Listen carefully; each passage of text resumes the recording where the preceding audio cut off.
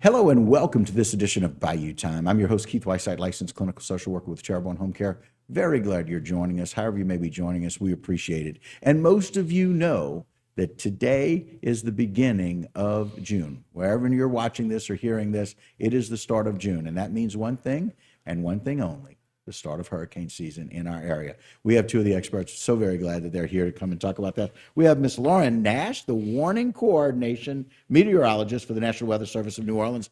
Welcome to the show, Lauren. Welcome back. Thanks for having me. Love being here. We appreciate that. Sitting next to her, somebody who really needs no introduction, Mr. Earl, Eues, Terrible and Parish Emergency Preparedness Director. Thanks for joining us. Good to be here, Keith. Office of Homeland Security. Another year. Another year. And it begins today. Yes. So we're really glad that you guys were able to come on today and talk about this. And there's been a lot of rumors. There's been a lot of things that we're thinking about. Earl, start with you, if you don't mind, where we are with the parish and our preparation. We've been talking about it for a long time.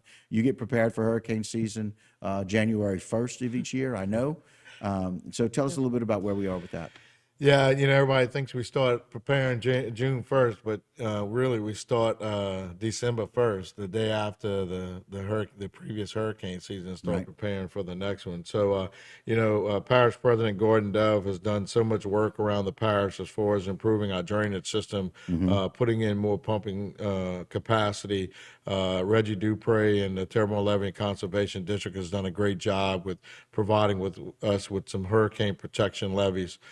So we're better off now than what we were last year. Wow. With all the improvements that have been done. So, but even though we have those protections, residents need to be concerned and need to be prepared in the event that we do get a tropical cyclone system here in the parish.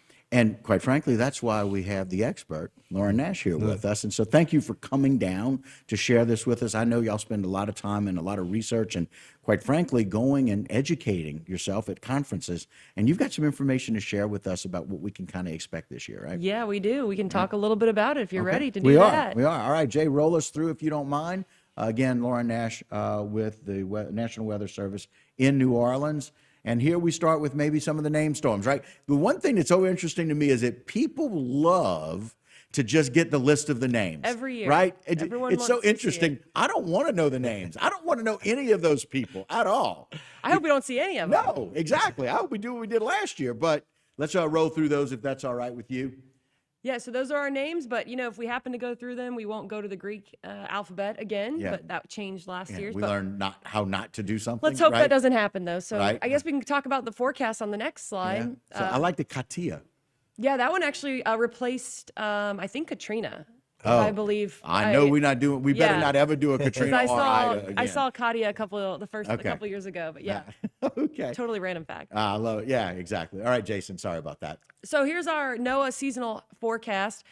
A near normal season is what we're predicting. You can see the average on the right, and then if you look at the pie graph, 40% near normal, 30% below, 30% above. About as normal as you can get, about as average as you can get. Right. But let's talk about a little bit what that seasonal forecast actually means. Okay. This is an entire basin-wide forecast. So this is from South America to Greenland, to the UK, to Africa. This is not a Louisiana specific forecast. We have no way of saying what's going to hit the CONUS, the United States. What a great clarification. I appreciate that because, we see these percentages of storms, but we think, well, that means us. And it really doesn't. It could mean all 14 hit us, could mean 0 hit us. Okay, Lauren, we don't want to say that. God, if you're listening, we did not mean that. Right, That's right. All we want. Right, But, one of the reasons it's going to be near normal is El Nino. And I have a brief slide about El Nino. I know we've probably all heard about it this year. Sure. We've probably all been told that it's going to mean a quieter season. But I want to make a point here that it doesn't have a lot of sway in the Gulf of Mexico.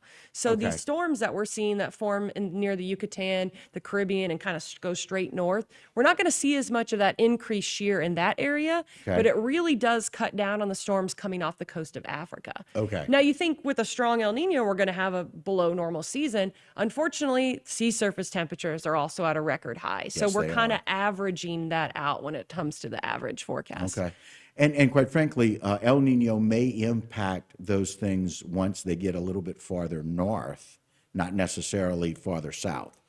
Yeah, it's mostly kind of like east of the islands, Right, right. along that main development region. Okay. I'm not saying it won't maybe cut down some, cut down on some of the strength, but it's mostly in the Atlantic that it has its most impact. How those so things I think it's happen. important. It only takes one. Doesn't matter if it's El Nino. Doesn't matter the forecast. Yeah, El Nino, La Nino, you get hit by the big one, just ask Lake Charles and Houma. We all know Doesn't about matter how that works. And I just grabbed a couple examples of strong El Nino years. Andrew, I'm sure many people on here do. remember Andrew.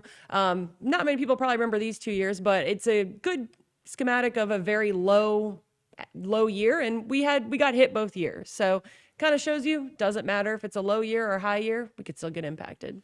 Wow, 57. That's and Audrey. 65.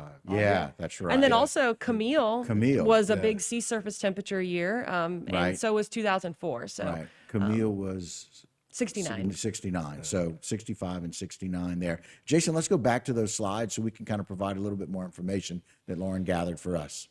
And so listen to people like Lauren and Earl, not people like Keith and Jason. Nah, we like you guys too. But yeah, we just want to remind people these images get around social media at 8 to 10 to 12 days out. They're just weather models. There's no human intervention.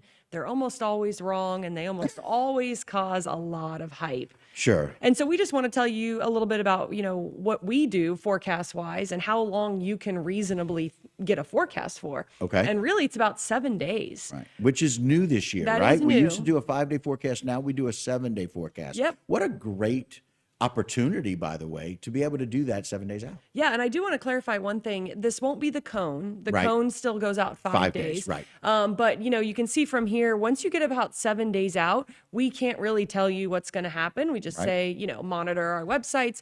But now in that 5 to 7 day, we're going to be able to show you those little outlook areas, those what I call blobs that the National Hurricane Center puts Okay. out. Usually those show storms developing in the next 5 days. Now they're Right. going to show it in the next 7 days. So Okay. we're getting better. Our forecasting is getting better. And as time goes on, we'll be able to give people more and more time. Right. So put that graphic back up, Jason, if you don't mind, because it's important that we follow that. 7 days, 3 to 5 days, we narrow down the possibility, right, Yep. of the impacts, and that's important. And what people should do is pay very close attention to what y'all are putting out through the National Weather Service, what Earl is telling us, and because there's such great communication there. Yes. Usually about yes. that. Just Yes. kidding. We love them. We love you guys. Right. Yeah, I mean, I think people need to realize you're not going to get more than a few days Right. on most situations. We saw it with Ida. We're seeing it with a lot of storms. Some of these social media pages are trying to tell you you're going to get more, but you're really not. So Yeah. be ready now. I Right. mean, it's really the key. Right. And if we see some of that identification 7 days out, we just need to be alert. Yep. And pay attention to the right information coming from the right source. Yep, It's exactly. really good. Very good. All right, we got some more preparation ideas that we want to talk a little bit about. Yeah, I mean, this is kind of what I was talking about earlier. Hurricanes can escalate very quickly. Know everything now. Learn your evacuation information. Learn how to get how to get your insurance. Have your communication plans. We don't have a lot of time with these big storms. And like Earl, let's mention again something that is going to impact evacuation routes this year.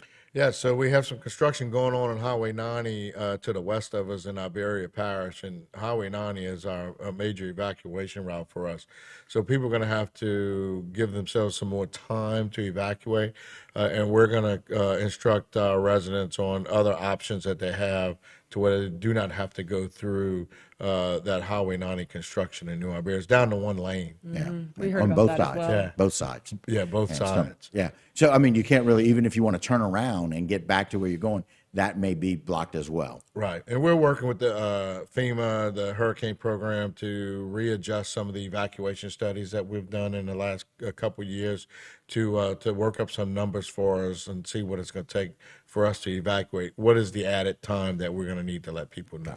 That's important to think about when Yes. you might have a new evacuation route that you're not used to. Right. Yeah. So really important in our area to be able to be aware of that. And so, and even in New Orleans, letting you know, hey, you may have a whole lot more people coming from the south that normally go due west. We may have to go north to go west. Correct. Right.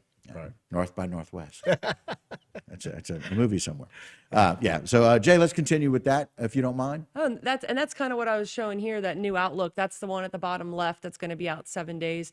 Other than that, we've had no changes. The cone, all the watches and warnings are still going to be valid if we have something this year. Still the same. Very Yep. good. All right, Jay.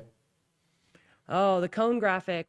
We always Please got to talk about the clarify. cone. Absolutely. Clarify the cone. The cone is my favorite one to talk about. It right. has nothing to do with impacts. The cone doesn't tell you what rain you're going to get, what wind you're going to get, tornadoes, anything. It is simply a track error statistic where Right. basically we look at our errors over the last few years and we say statistically 66% of the time the eye of the storm will go within this cone. And so that means 33% of the time you may get hit by the storm if you weren't originally in the cone. So always look at the forecast, always look for updates, and look at what impacts you may specifically have. Right. And the cone simply means statistically there's a 66% chance that that's where the eye is going. Yep, All right. that's it. I'm going to keep saying that because people look at the cone and go, oh, we're out I'm of the not in cone. the cone, We're good. I'm fine. We're easy. And then they don't look We're at gonna the get hit forecast nothing. again. Right. Right, and then our storm surge extends outside that outside that cone. So people need to be aware of what that storm surge is going to be outside that cone area, Especially to the east, right? Well, yeah, I mean, you're gonna have storm surge at different both sides of the storm, Right. Okay, but I tell people all the time, you need to make sure when you evacuate, you don't evacuate into an area where you're gonna have more storm surge. Right. And you don't have to evacuate very far for storm surge. Exactly. Yes. Exactly. Well, this is some fantastic information. Lauren, thank you for sharing it with us. Thank you for leaving the rest of that information. Earl and I will steal it, we promise. And we'll post it on our right, social exactly, media. Exactly. And so we appreciate that. And so the other thing is that I hope to talk with you next June 1st. And we don't have anything to That's talk about. exactly right. I want us to not talk about anything else, but Lauren, we certainly appreciate your time. Thank you so much. Certainly for making the effort. Earl, as always, thank you for Appreciate your it, direction. Keith, and make sure you pick up your emergency preparedness guidebooks. They'll be out in most of the areas in the different stores and restaurants. All right. And that will do it for this particular Bayou Time. Don't go anywhere. A whole lot more programming right here on HTV.